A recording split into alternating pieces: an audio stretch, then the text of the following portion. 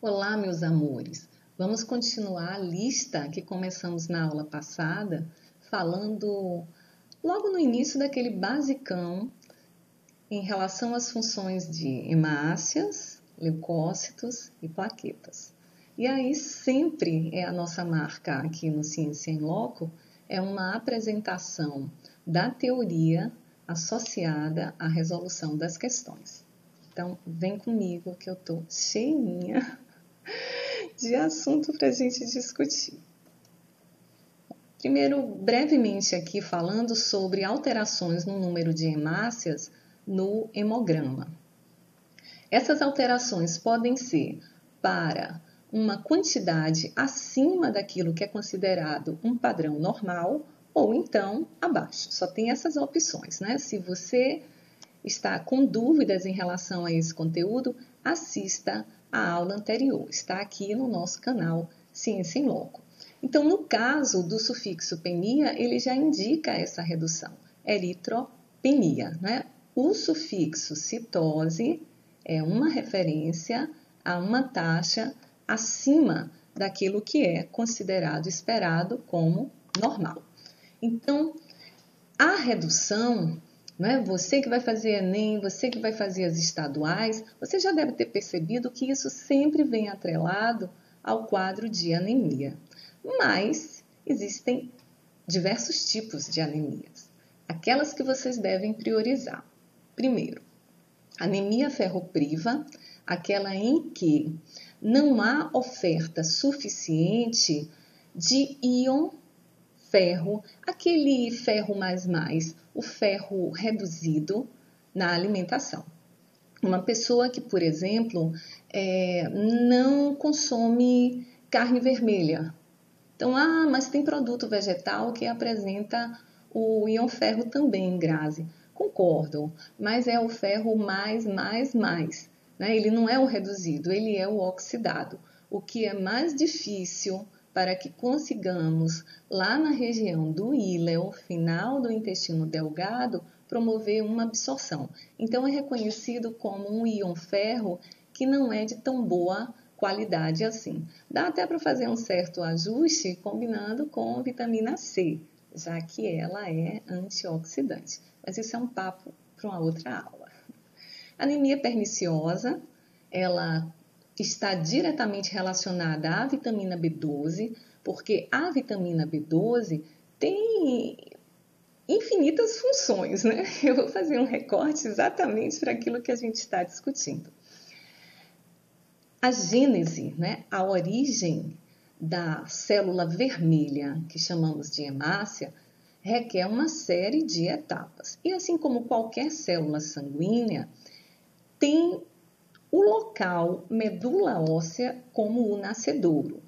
Só que, para as hemácias, é fundamental que a hemácia não tenha o núcleo. Então, durante a origem da hemácia, o que acontece é que o núcleo deixa de fazer parte da célula, o que confere ao mamífero uma grande vantagem em relação aos demais vertebrados, porque todos os outros vão apresentar hemácias que são nucleadas. E aí vocês podem pensar assim, mas isso é bom, Grazi, porque tendo hemácia tem divisão celular. A célula vai ter uma sobrevivência muito superior às hemácias que nós e os mamíferos de maneira geral apresentam. Eu concordo, só que tem uma outra visão e essa é bem importante para você enemzeiro, para você vestibulando. É que quando o núcleo não consta mais na estrutura da hemácia, sobra espaço para que as moléculas de oxigênio se associem com a hemoglobina, enquanto nas hemácias dos demais vertebrados não vai acontecer, não tem tanto espaço assim. Então, a eficácia no transporte, ela é muito superior na hemácia de mamífero, certo? Só que em deficiência de vitamina B12, isso não acontece de maneira perfeita. Então, essas hemácias não conseguem cumprir tanto com a sua função porque elas não passaram pelo processo de eritropoiese com perfeição, ou seja, de origem da hemácia, certo? Isso foi comprometido. Grande parte da vitamina B12 que precisamos se apresenta em nosso corpo mesmo.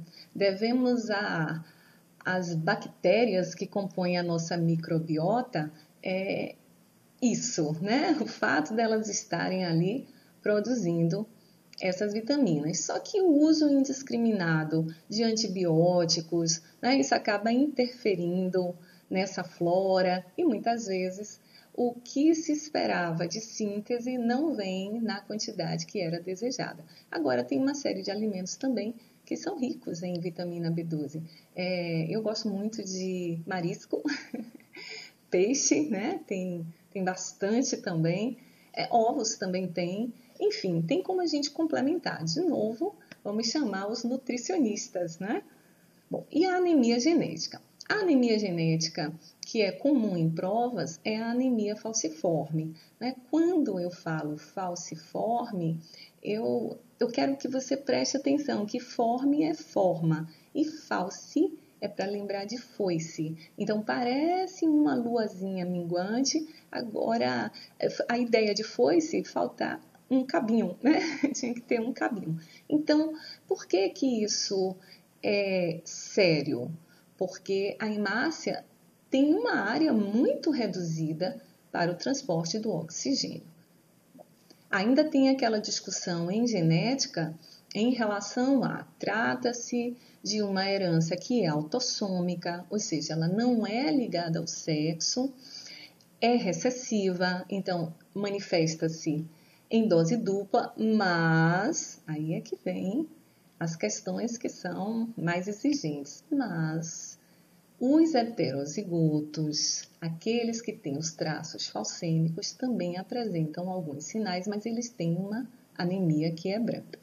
Passar para outra coluna, hein? Agora, na eritrocitose. Desidratação é um bom motivo para isso, não é? Até porque o sangue é o nosso tecido líquido. Então, em um indivíduo hidratado, está faltando muito aí do plasma. O que é que vai acontecer? O hematócrito, quem se esqueceu, volte aí para assistir a primeira aula. O hematócrito vai apresentar seus elementos em uma taxa bem elevada. Bom, uma questão interessantíssima é quando a abordagem é sobre pessoas que moravam ao nível do mar e foram morar em um local em que a altitude é muito significativa, né? Então, La Paz, Cidade do México, o que vai acontecer? Como o ar é rarefeito, logo que a pessoa chega, ela tem uma dificuldade respiratória tremenda. Só que essa hipóxia, né, hiporreduzido, óxia de oxigênio, é justamente o estímulo que vai fazer com que os nossos rins passem a fabricar o hormônio eritropoietina, que é um hormônio glicoproteico. Então, ele não é puramente constituído por aminoácidos, certo? Esse glico, de glicídio mesmo, né, de açúcar. Então, olha quanta coisa interessante. E para fechar, tem discussão também, aí seria uma discussão com um enfoque mais em relação a atletas, né, que os desportistas apresentam uma taxa de glóbulos vermelhos acima do normal. Eu acho que fica fácil a gente entender isso pensando no oposto. O indivíduo sedentário só vive cansado. E essa canseira já diz muito sobre como é que está o transporte de oxigênio. Vou analisar mais um pouquinho aqui, né? Essas imagens são bem didáticas. Percebam que na esquerda, na parte superior, o que é que tem aí? Anemia hipocrômica. Então, a anemia, já sabemos do que se trata, hipo de reduzido e cromia vem de cor. Então, por que a hemácia está desbotada, Grazi? Está faltando pigmento. O pigmento é justamente a hemoglobina. Então, o que é que comprometeu? Aí volto a dizer, pode ser a falta do íon ferro, pode ser também uma dieta pobre em proteínas. A hemoglobina não é proteica, é uma proteína quaternária, então pode ser isso. Embaixo, anemia perniciosa, o que eu comentei em relação à vitamina B12 e a sua participação aqui. E dá para ver que as hemácias são macrocíticas, né? Macro de grandona e cítica de célula. Então, a gênese não foi tão perfeita, né? A origem aí, a eritrogênese. Anemia falciforme, nesse caso, trata-se de um indivíduo heterozigoto, né? Ele apresenta células normais e células falcêmicas. Volto a dizer que existem discussões sobre tudo isso aqui em outras áreas da biologia e não exatamente no que nós estamos estudando, tecido sanguíneo, certo? No caso de anemia falciforme, a vantagem do heterozigoto em zonas malarígenas. A gente pode até conversar sobre isso, né? A gente vai ter aula até o final do ano aí, vai ser bom.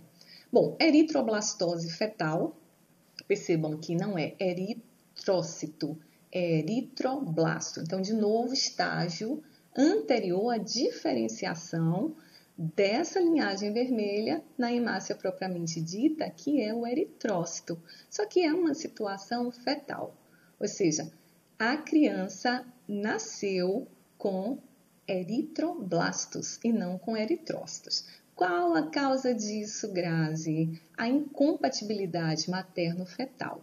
A mãe é RH negativa, o filho é RH positivo, mas essa mãe já estava com anticorpos prontos para o ataque à proteína RH presente na membrana plasmática das hemácias dessa criança. Agora, por quê?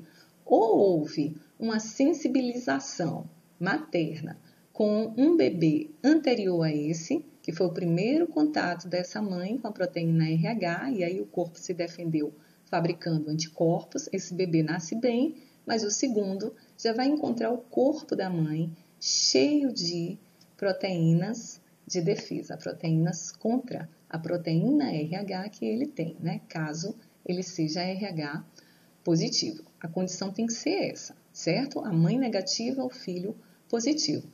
Outra situação poderia ser uma mãe que foi submetida a uma transfusão de sangue em que ela recebeu sangue RH positivo. Hoje é mais difícil que isso aconteça, mas o vestibular ainda traz esse tipo de análise.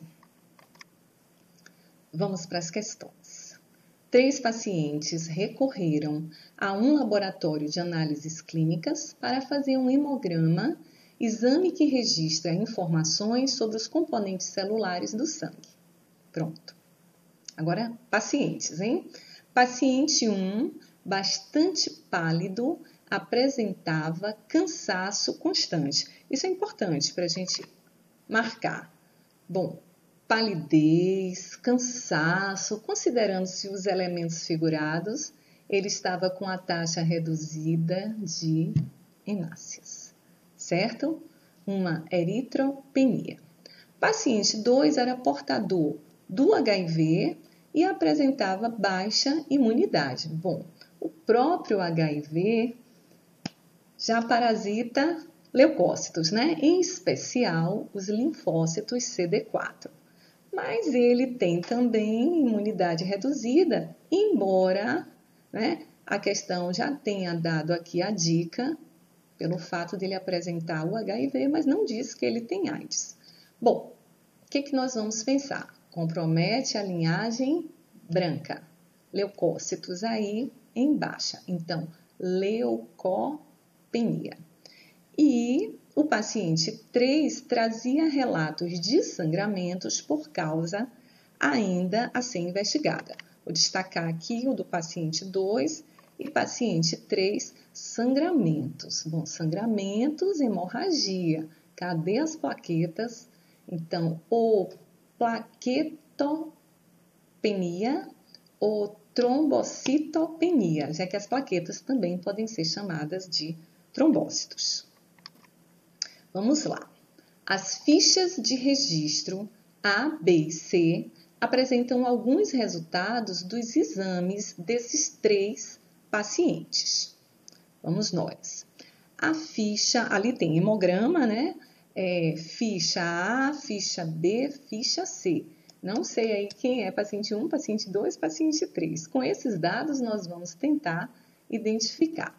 Então, vamos lá. Dá para perceber aqui que o valor de glóbulo vermelho, né, tem ali como eritrograma, então dentro do hemograma, a análise da linhagem vermelha, esse valor está abaixo do normal na ficha C.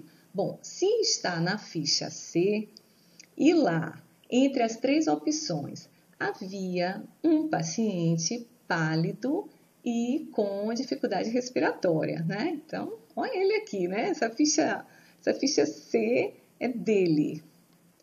Leucograma. Valores de referência, dá para perceber que na ficha A está bem baixinho, porque ele deveria ter entre 4.300 a 10.000 leucócitos por milímetros cúbicos de sangue. E aí na ficha A tem 2.300, então aqui está reduzido, é uma situação de leucopenia. Bom, daqueles pacientes que o enunciado apresentou, portador do HIV e ainda com baixa imunidade. Essa ficha é dele.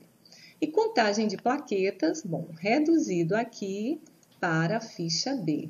Isso casa certinho com aquela situação do paciente com sangramentos cuja causa ainda era desconhecida. Eu vou transcrever esses dados, certo?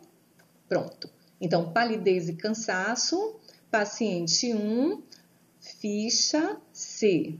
Baixa imunidade, sendo soro positivo para o HIV, ele tem leucopenia, isso dá certinho com a ficha A. E sangramentos dá certinho com a ficha B. Então, fazendo-se a correlação, como é que vai ficar aqui o resultado? É correto afirmar que as fichas A, B e C correspondem, respectivamente, aos pacientes, embora na ordem, A, 2, B, 3 e C, 1. Então, letra C. Fácil? Então, vamos mais. Ainda no laboratório, após ler o resultado do seu hemograma, uma mulher percebeu que, em relação à linhagem vermelha, suas células apresentavam contagem abaixo do valor de referência, né? Esse é o ponto importante. Então, abaixo do valor de referência, ela estava com eritropenia. Bom, o que vai comprometer aí, né? Anemia. Ela pode estar pálida, com dificuldade respiratória, cansada, indisposta, dor de cabeça. Ao perguntar a uma pessoa presente nesse local sobre o que poderia ser, né? Ela nem esperou falar com o médico. Ela perguntou assim: ei, me diga aí, o que é que pode ser? A pessoa respondeu corretamente que geralmente essa situação está relacionada a, então vamos lá, desidratação. Não, volto à discussão que já fizemos, né? O sangue desidratado, ao contrário, ele vai ficar com uma concentração do hematócrito, que ele é basicamente hemácias, uma concentração bem elevada, não é o caso. Hipovolemia, de novo, né? O volume sanguíneo reduzido, então também não. Infecções, ela teria o quê? A taxa de leucócitos elevada, seria uma leucocitose.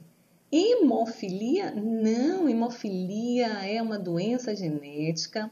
Dentro da proposta do vestibular, o que vem é hemofilias A e B. A hemofilia A sendo aquela hemofilia real. Nessas duas situações, herança ligada ao cromossomo X e recessiva. Então, tem nada a ver aqui, né? Compromete plaqueta. Anemia, resposta certa. Então, o que é exatamente a anemia? Vamos recapitular. condição em que o sangue não apresenta quantidade suficiente de glóbulos vermelhos saudáveis. Saudáveis. Pode até ter bastante glóbulo vermelho, mas quando você vai fazer uma análise, como os bioquímicos fazem, né, com detalhes, aí dá para perceber que a situação da anemia pode até ter muito eritrócito, mas a grande maioria não está normal. Quinta questão. Uma pessoa foi transportada para uma região de grande altitude, onde a atmosfera é rarefeita. Observou-se que nessa pessoa ocorreu. Então, vamos lá. Primeiro, aumento do número de leucócitos. Não, né? Nós discutimos isso, né? Toda vez que há essa mudança, a pessoa foi para um local cuja altitude é elevada em relação ao local em que ela vivia, essa hipóxia, essa redução na oferta de oxigênio no próprio corpo, vai condicionar, vai criar condições para que os rins liberem EPO, certo? A eritropoietina, que é um hormônio. Então, falso. E ele vai promover o quê? A eritropoiese, né? Pelo amor de Deus, fabricação de hemácia e não de leucócitos. Letra B, diminuição da frequência dos movimentos cardíacos. Não, claro que não. Letra C, aumento do número das hemácias. Perfeito, corretíssimo. Vamos analisar porque as outras são falsas, né? Diminuição da pressão sanguínea, também sem sentido aqui. E diminuição da frequência dos movimentos respiratórios, também não. Né? Quando estudarmos aí os sistemas, eu acho que vai ficar mais fácil para a gente compreender depois os órgãos e suas interrelações. Nesse caso, sistema cardiovascular, né? Deem uma revisada também em sistema respiratório. A eritropoietina, ou EPO, é um hormônio glicoproteico, produzido nos seres humanos pelos rins e fígado. A pesquisa recente tem atestado isso, que pessoas que são submetidas, por exemplo, a hemodiálise, ou que então perderam um dos rins, né? Problemas aí, por exemplo, câncer, que elas continuam a ter a produção da eritropoietina, mas em uma concentração bem reduzida. E que isso é uma competência do fígado, mas em primeiro lugar os rins. A função principal é regular a eritropoiese, ou seja, a fabricação das hemácias, a origem dessas hemácias. Considerando o assunto abordado, analise as afirmativas abaixo e assinale a alternativa correta. Dá para ver logo que não é uma questão Enem, né? Como é que ela terminou? Assinale a correta. Não é bem assim. Letra A. Quadros de anemia não podem estimular a produção de eritropoietina. Esse não aí é que está errado. Letra B. A eritropoietina pode ser utilizada para melhorar as trocas de oxigênio. Sim, existe o EPO sintético, né? E já teve muita polêmica em relação a atletas que fizeram uso, lógico, que a fim de serem beneficiados com essa oferta superior adicional, né, de oxigênio. Então, isso aí é doping, proibido.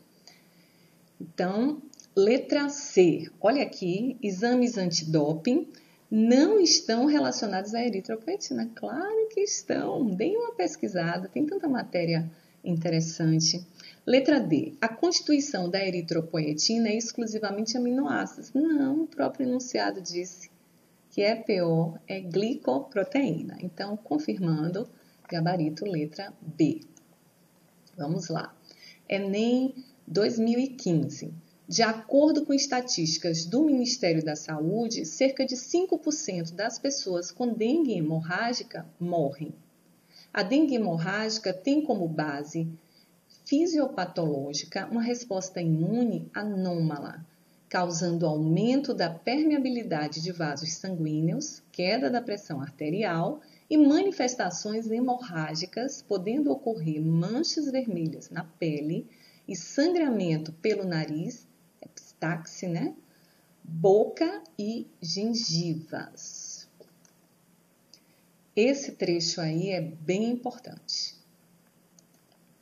O hemograma do paciente pode apresentar resultado de leucopenia, diminuição do número de glóbulos brancos, linfocitose, aumento do número de linfócitos, né, um tipo especial de leucócito, aumento do hematócrito, que discutimos tanto na aula passada, e trombocitopenia. Bom, trombocitopenia, penia, redução, trombócito, plaqueta.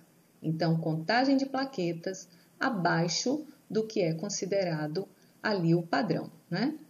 Relacionando os sintomas apresentados pelo paciente com dengue hemorrágica e os possíveis achados do hemograma, constata-se que, letra A, as manifestações febris ocorrem em função da diminuição dos glóbulos brancos, uma vez que estes controlam a temperatura do corpo. Não, os glóbulos brancos são responsáveis pela defesa contra ou patógenos ou até alérgenos, né? Depois a gente conversa também sobre alergia, autoimunidade. Agora, controle da temperatura do corpo é competência do hipotálamo.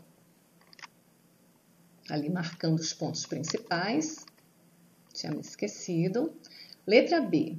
A queda na pressão arterial é ocasionada pelo aumento do número de linfócitos que tem como função principal a produção de anticorpos. Não, a queda na pressão arterial é fruto da hemorragia.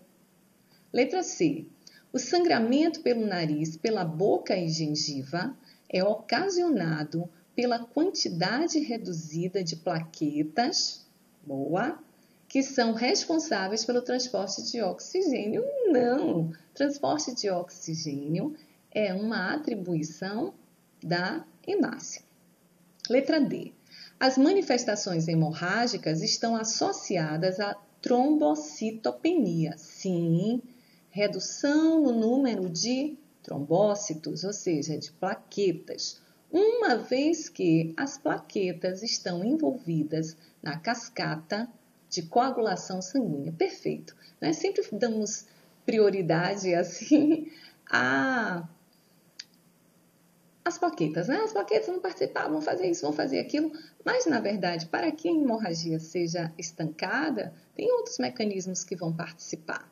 Né? Por exemplo, tem que ter vasoconstricção a fim de se reduzir o calibre do vaso ali para tentar impedir que grande volume de sangue seja extravasado.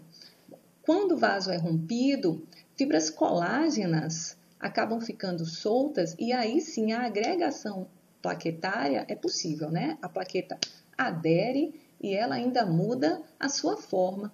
Mas a coagulação propriamente dita depende de íon cálcio, depende de vitamina K, depende de uma cascata enzimática em que há participação do fibrinogênio, que vai ser transformado em fibrina, e tem dezenas de fatores de coagulação que são fabricados no fígado.